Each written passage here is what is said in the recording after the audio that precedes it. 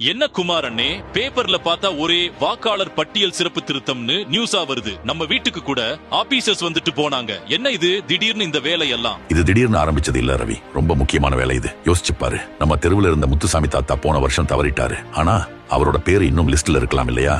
ஆமா அண்ணே, நீங்க சொல்றது கரெக்ட் தான். எங்க பக்கத்து வீட்டுல இருந்தவங்க கூட போன மாசம் சென்னைக்கு மாறிட்டாங்க. அவங்க ஓட்டு இன்னும் இங்க தானே இருக்கும். கரெக்டா சொன்னீங்க.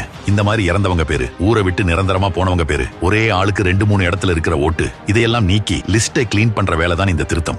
சிம்பிளா சொல்லணும்னா போலி ஓட்டை நீக்கிறாங்க. போலி ஓட்டா? அதனால என்ன பெரிய பிரச்சனை வந்துட போகுது? பெரிய பிரச்சனை இருக்கு ரவி. சம்பந்தமே இல்லாத ஓட்டுங்க ஒரு எலெக்ஷன் ரிசல்ட்டே மாத்திடும். நேர்மையானவங்க ஜெயிக்கிறதுக்கு பதிலா ஏமாத்தி ஜெயிக்கிறதுக்கு இது ஒரு சான்ஸ் கொடுத்துடும். அப்படி பார்த்தா நம்ம ஓட்டோட மதிப்பு குறையுது தானே.